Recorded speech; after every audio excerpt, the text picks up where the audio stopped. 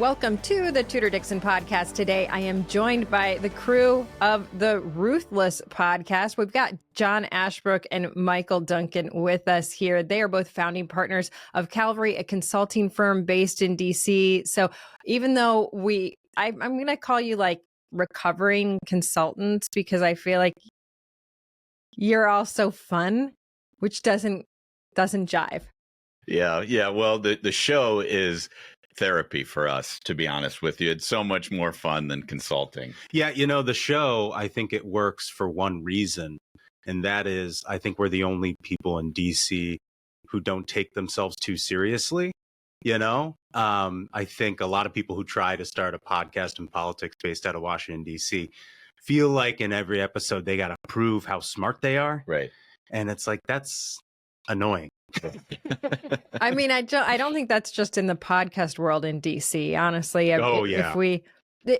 As you look at what's happening in DC with Democrats right now, I think that's kind of their go-to is who can appear to look like they have a message and that they are smart. And it's not working for anybody right now. Oddly enough, AOC is like the standout in that crowd, which seems very odd. It's very, very odd. I mean, they really don't have a leader other than George Soros that I'm aware of. I mean, their party is in shambles, and it's great to see, to be honest with you. It's like, it's one of the best things of the year that I didn't totally expect, but man, is it just the icing on the cake for everything good that Trump is doing here. I think for years we've said that side of the aisle has been really out of touch with the average American person. And there was nothing better than Chuck Schumer on The View talking about this, because I think that many Americans still believe that the American dream is attainable. And because of that, many Americans are entrepreneurs and start their own businesses or have dreams of starting their own businesses. And we as Americans feel like, hands off my business. This is something that we suffer with every day. In Michigan now, they've come in with this like minimum wage that you have to have at restaurants, and the restaurant owners are going, why isn't it okay for me to say to my employees, you make as much money as you want, you determine your wage? But I thought this was beautiful what Chuck Schumer said yesterday. So I want to play it for you because this is exactly what people hate. This is why they voted against them. But here's Chuck Schumer on The View. And you know what their attitude is? I made my money all by myself. How dare your government take my money from me? I don't want to pay taxes. Or, I built my company with my bare hands. How dare your government tell me how I should treat my customers, the land and water that I own, or my employees? They hate government. Government's a barrier to people, a barrier to stop them from doing things. They want to destroy it. We are not letting them do it, and we're united. Okay. Good. I mean, he's not wrong. People feel that way. Like, don't take my stuff. He just thinks that they're jerks for thinking that.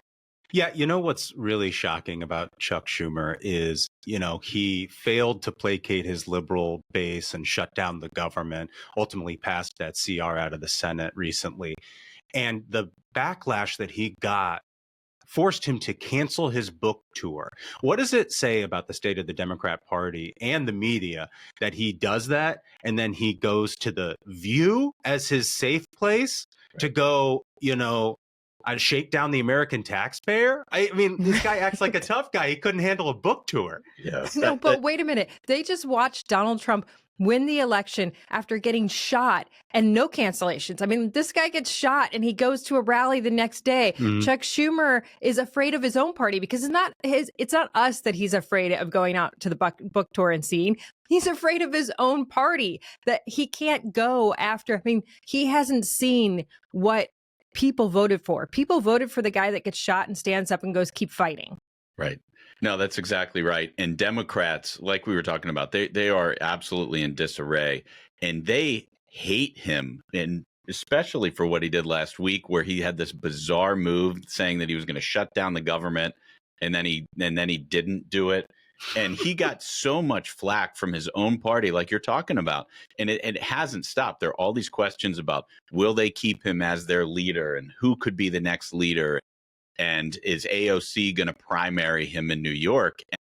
Schumer really doesn't have much to push back with. I mean, what he was doing on The View certainly didn't help his case. Well, he doesn't know how to talk to the American taxpayer or the American voter. It's like this Democrat obsession with criticizing Doge. You know, they're like, we must protect these opaque NGOs who are taking our taxpayer money. And it's like most of the American people are perfectly fine with slashing budgets for unaccountable bureaucrats in Washington, D.C., you know? And so if they want to know why their message is landing flat with the American people, it's that. They've somehow made Elon Musk, this guy who rescues astronauts from outer space and wants to make the government more efficient, the bad guy. Right. But I watched this and I think it's funny because even if you look at polling, I mean, if you look at polling in Michigan, what it's telling us is that the most important issue to people is finances and making sure government's not corrupt and spending wastefully. That's what people are concerned about. They like what they see. But see, to me, the Democrats, what's happened to them is the mainstream media has always been their communications arm. They actually never had to have a message. They just let those people test for them. And they were like, okay, this is going well. It's good to attack the other side. It's good to have government weaponization. That's going well for us. Their ratings are still good. They figured out that the mainstream media has failed. And now they're flailing. They have no idea what to talk about. Yeah, you're exactly right, Tudor. And we talk about this on our show all the time, in that in our previous careers as consultants, we would always just be so frustrated by media bias. And everybody writes the stories for Democrats, the lead, the headline. Everything is framed up to make Democrats look like the heroes. But what it created over time was a soft political party who was completely out of touch with regular people because they were only in touch with the media. And so I think that they don't know how to act because, like you said, the media has done their work for them and they just don't even know what to do. And I think they're going to be in the wilderness for a while here. Yeah, but you know who does have a genuine message? It is AOC. I mean, that is what her strength is. She has that it factor where she goes out and she tells people exactly how she feels. And she believes it. It's like her policies may be radical, they may be progressive, but she is all in. It comes from the heart. She's not practiced it. She didn't have somebody tell her to go out and say this. She's not, Gretchen Whitmer puts out a video of herself as a potato and talks about giving money to schools. AOC sits at her kitchen table while she's making something in the crock pot and she's like, so anyway, you guys, we've got to help people and get them, save these illegal migrants. It doesn't matter if they've murdered someone, they're people too. And people buy it. They're like, she believes it. I love her. Yeah. I mean, people put a premium on authenticity. People are saying that the 2024 election was the podcast election. And I think that's the reason why. It's like people would rather their politicians talk like real people, be authentic, speak from the heart, than have prepackaged talking points that some consultant came up with that is approved for a 30-second ad. Right, exactly. But that's what you have. I think that's what you saw. Obviously, Kamala Harris was like a gift from God. I mean, how could anybody be as bad as Kamala Harris? But you think that you're like, wow, this is so bad. They have to put a Josh Shapiro out there, someone to kind of balance the insanity. But they didn't. They picked Tim Walz and then Tim. And then I think this is funny because I see Gavin Newsom launches this podcast. So to your point of trying to be normal, he launches a podcast and every day he comes in, he's just like, he's always dressed like that villain from a movie where you're like, every chick thinks he's hot and then he ends up being the murderer, and he comes in with his hair slicked back and he's supposed to be really normal. And I give him credit. He started having Republican influencers on, and I could see the play there, like, oh, I'm going to show them I'm a moderate. Then he has Tim Walz on, and this is what Tim Walz says, which I love because he's such a geek. How do you fight it? This I think I could kick most of their ass. I do think if they wanted to. I know I can outrun them, but I don't know if we're going to fall into that place where we want to. Okay, we challenge you to a WWE fight here type of thing.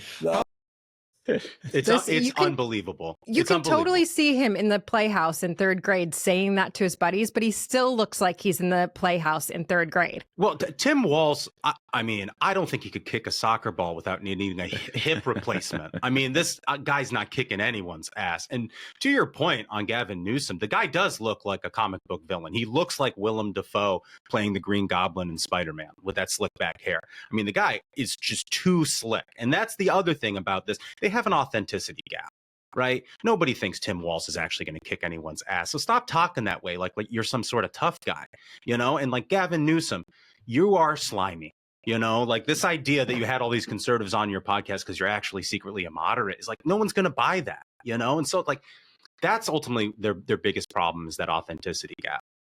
Right. I mean, I do say that I think that he is dangerous. When I look at all of these people, I think there are two people that are dangerous in the Democrat Party, and that's because they have this weird charm that people are attracted to. And he does have a weird charm that I see people, when he's in person, I see people completely attracted to him. It's like a firefly to the, you know, the blue light or something. He's like, they're all kind of swarming around him. But it's the same with Gretchen Whitmer. I mean, I've heard people say, you know, in meetings that she's just very charming. The problem is they do these videos and they look like complete fools. And I do wonder if that has hurt their brand so significantly that you saw, I mean, the week that you had Kamala Harris out there not going to the Al Smith dinner, and then at the same time you've got Gretchen Whitmer giving the Dorito communion. That was a moment where everybody said, what in the world is happening? These are not serious people. And we are now at a time that is a very serious time. We need very serious people. You saw collapse around the world. We saw what was happening with Israel. We saw what was happening with Ukraine. But their argument on these things is also bizarre to me, because you've got Donald Trump going in and saying, okay, we're going to stop the war in Ukraine. People are after him about the fact that, like, what do you mean? You're just going to give this to Putin? Well, what did the American people want on the progressive side? Do they want to send troops there and say, we're going to get every inch of your border back to you? Or do they want the killing to stop? And that was what Zelensky said he wanted. And then when it came down to, okay, we're going to stop the killing, we'll end the war. It's like suddenly, you love Putin. But what is the answer if the answer is not to stop the war? Yeah, I mean, this is case in point why the Democrats' brand is in shambles. They take positions on issues that make no sense to normal people. And you look at the issues that they've taken positions on, like men and women's sports. You know, that's an 80-20 issue in our country, and they're going to the mat so LeBron James can play in the WNBA. It makes no sense. It has nothing to do with the two issues that you pointed out that people are most concerned about: their personal finances and whether the government is corrupt and spending their money inefficiently or in the wrong way.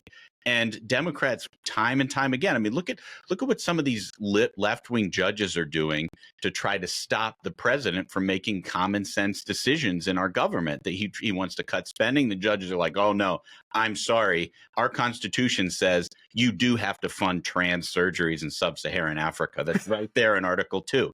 You know, it makes no sense. And yet Democrats are taking these positions over and over again simply because Trump is doing it and they think that's good politics. And man, are they so wrong. Stick around. We've got more with the Ruthless guys. But first, I want to tell you about my partners at Wired to Fish. I recently came across this company. They're making a huge difference worldwide. Again, it's Wired to Fish coffee. Of course, they love Jesus, and I love this brand for one of the reasons is because they align with my faith, and they're putting their profits where their mouth is. Wired to Fish Coffee is giving back 25% of their net profits to faith-based programs and clean water initiatives. 25%. And the coffee is awesome. It's sourced in Guatemala and Mexico, and it's known for some of the finest coffee beans in the world. Wired to Fish Coffee's rich Arabica blend has already been loved by thousands who comment on their smooth finish and amazing taste. So you guys need to give Wired to Fish Coffee a try today and join a community of like-minded people that are making a difference. I mean, you guys, everyone drinks coffee. So drink coffee for something that you're passionate about. Head over to Wired to Fish Coffee. That's Wired, 2, fishcoffee.com today, and use code Tudor for 15% off your first order. You're going to love it. It's going to be meaningful to you and you want to go buy it. Wired to Fish Coffee. Now stay tuned. We'll be back with Ruthless. The interesting part to me is to watch them go after young girls. I mean, I think just yesterday we saw one of these Democrat politicians, a local politician, go after these young girls who said, we have to go to the bathroom with a boy in our school. Oh, no, you don't lie. And it's like, wait, what happened to believe all women? You know, they're the party of women, but they're really not. I mean, the way they have treated women over the past 4 years has been horrendous. I mean, even to the point where you had one guy that was literally in government stealing our suitcases. Like you couldn't even trust them to go to the airport. It was ridiculous. That's exactly right. And then they were trying to say JD was the weird one. Yeah. Right. I mean, the whole Dorito picture that Gretchen Whitmer did, it was on the heels of them trying to say JD was the weird one. And then he did the debate with Tim Walz, and he turned out to be the most normal person people have seen in politics in a generation. And Democrats were showing people who they were at the same time, and they were telling them lies about JD. I hope they keep doing it. They're flailing right now. They can't find a message. They have no leader, and I hope they use every gimmick in the book because they look ridiculous. They can't. I think there are a few of them that are really good at avoiding the media. If you watch what they're doing, these folks that are lining up, like the Pritzkers and the Whitmers and the Newsoms and Shapiro, all these guys that are lining up to run in 2028. I mean, even Pete Buttigieg. Look, he hasn't come out and talked to the media much. He goes to very safe media, and then he doesn't talk. I mean, I don't even think he's ever talked to anyone locally here in Michigan because, you know, he is now a Michigander. He moved here, 4 years ago so that he could become famous off of our swing state. We know exactly what he's doing here. But he hasn't talked to any of the local media. It's just not their thing because they have these failures on the record. I mean, he has massive failures when it comes to the Department of Transportation. But Gretchen Whitmer, the state is in shambles. We're the 41st state in almost every category. Education is a wreck. Infrastructure is a disaster. Her one promise was to fix the roads. Infrastructure is a disaster. We have not added any new headquarters to the state, and there's no jobs. And yet she can get away with it. I will say the Democrats get away with it because if they do not talk about their failure, no one else does. Well, I think what we've learned here is that Democrats can get away with it up to a point because the people are fed up with everything that they're doing. And I know this is your podcast and we are the guests and you're the one asking the questions. But you did make some news this week, you know, and we were talking about the Dem bench and how terrible some of these people like Mayor Pete are and others. But the Republican bench is very, very good.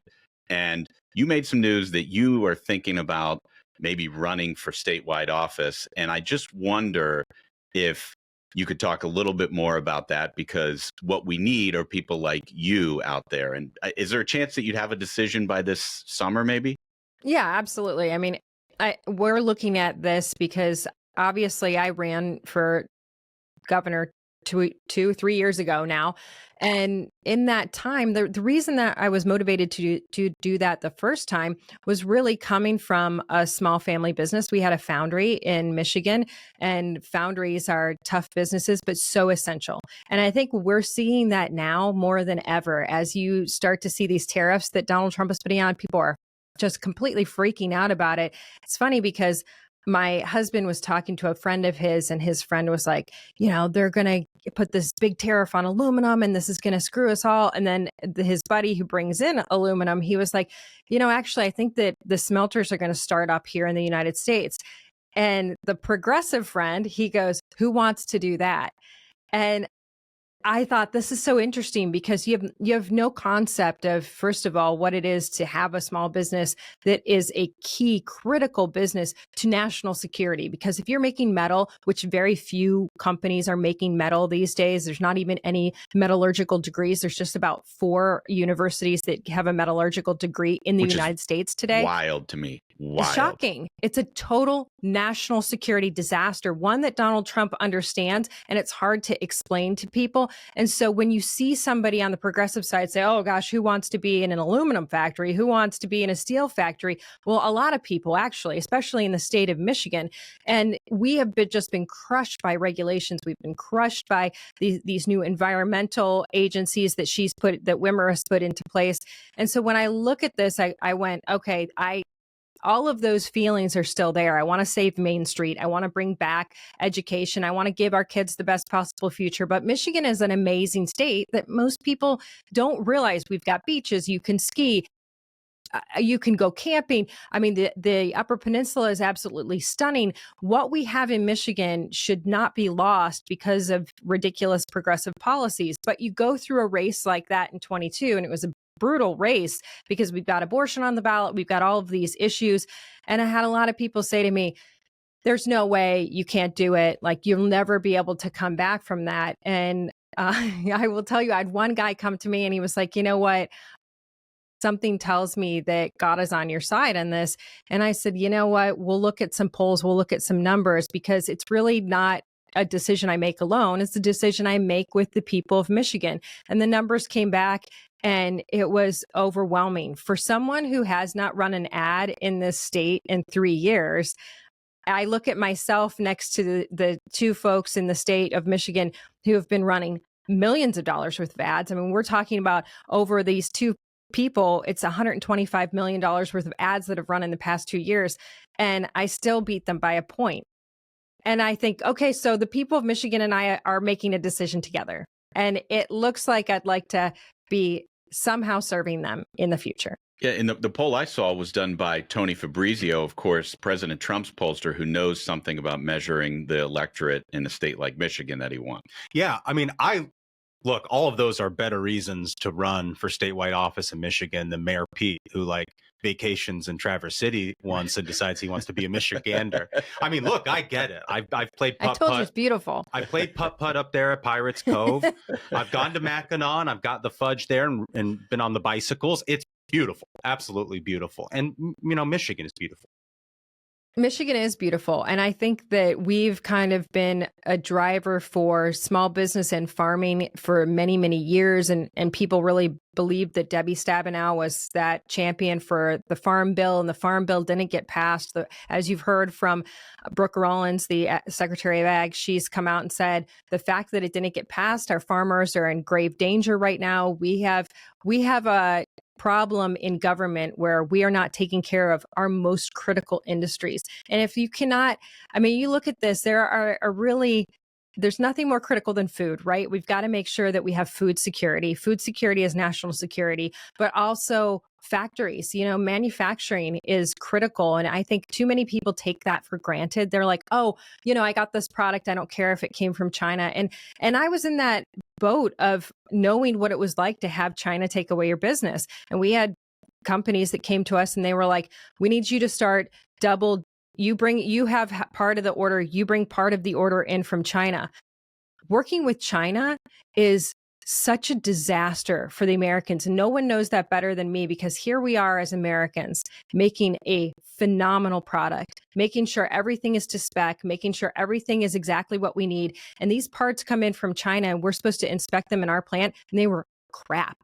They were total crap. They weren't, they lie, they tell you they meet the spec. And then ultimately what happened is they pirated the parts.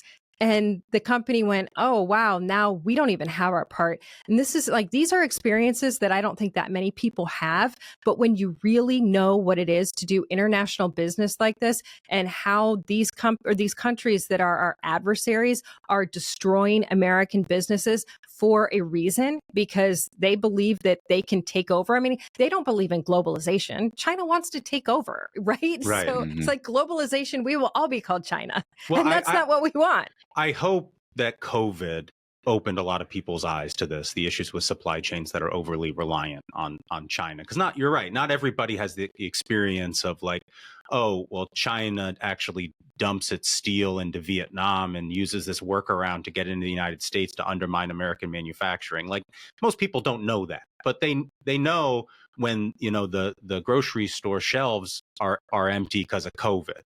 And so I just hope people start to think about, you know, how the global economy is overly reliant on China. And if we could just build some more capacity here in the United States so we control our own destiny, so we protect our national security. Right. So what is your take on this attack on President Trump over these tariffs? Because I think that, I mean, you talked about the pandemic. It was beyond just people not getting their Pelotons, which I remember Right. that was a big deal. But you also aren't getting amoxicillin. You know, your prescriptions. We were shocked, I think, to find out how many prescriptions were made in China. But it's not just China. You know, we talk about China a lot, but we had the experience of both struggles with Canada and Mexico. And I know Donald Trump did a lot to change that with the USMCA, but it doesn't necessarily motivate always these large OEMs to make sure they keep their product in the United States. And I remember we had a product that we made in Michigan. We made it. It was for John Deere. We had another product that was made for Peterbilt Kenworth, these, you know, mammoth companies in the United States. But as soon as the economic downturn came, they moved their massive products for Peterbilt and Kenworth to China. And then John Deere moved their product line to Mexico. And Mexico was, I mean, it just destroyed us, you know, having one of our biggest products go to Mexico. And there was no deterrent. It was such a benefit to them to go to Mexico. And it destroyed us here in Michigan. Yeah, I think on the tariff issue, I think the way the media frames it is a little bit misleading because they don't educate people on the fact that a lot of other countries have existing tariffs already against the United States. Yes. And what President Trump is doing is proposing reciprocal tariffs on these countries on other products like that basically have been harmed over the past several years. And the media never wrote about that. They never talked about that. The other thing that I think about the President Trump's tariff policy that does not get enough play is the reactions from these countries when he does threaten a tariff. Yes. People jump. He like what happened in Mexico, for example, very early on. He threatened a tariff. They said, okay, well, we're going to stop these caravans from coming in.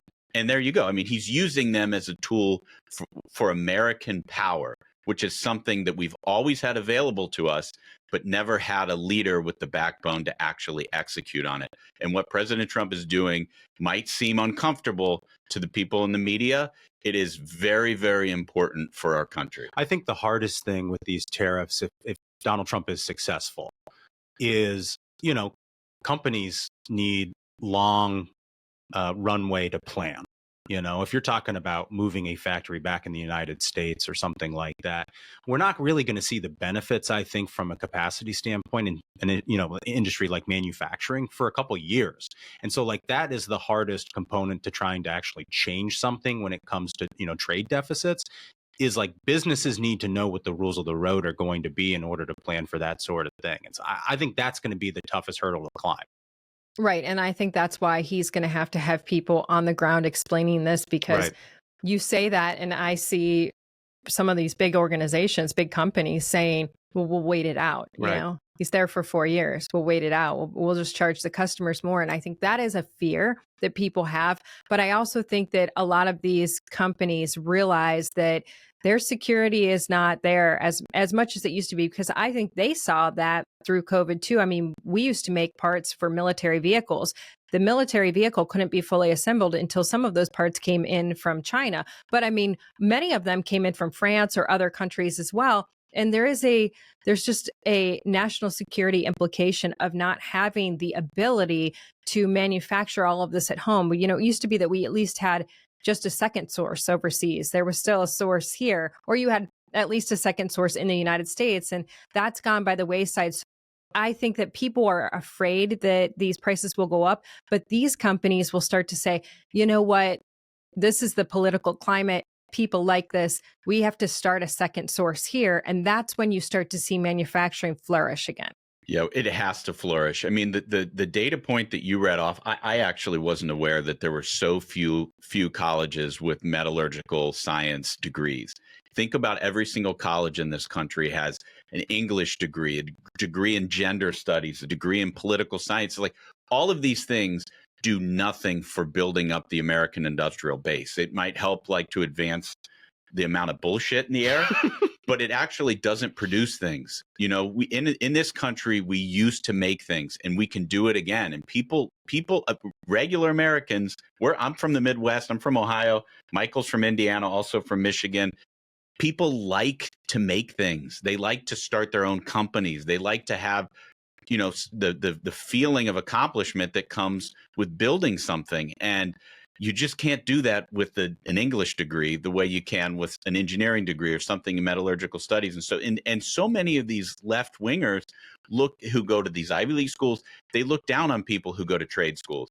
But I like more and more and more, I'm of the mind that a trade school degree is more valuable than an Ivy League diploma. It just is. And if we rebuild this country in the way that it used to be, those people are going to thrive. I mean, I think about the guys I know who are electricians, right? If you know an electrical contractor, they are flourishing. And maybe they went to a trade school when I have one buddy went to a trade school and now he's an electrical contractor. And I went to a 4-year school and got a 4-year degree. He is killing it because there's so much demand for people who can actually produce something. And here I'm just like a podcaster talking into a microphone. I'm not building something. This guy is actually building something of value. And I just think that we need to retrain our minds and our society to go back to making things as of great value.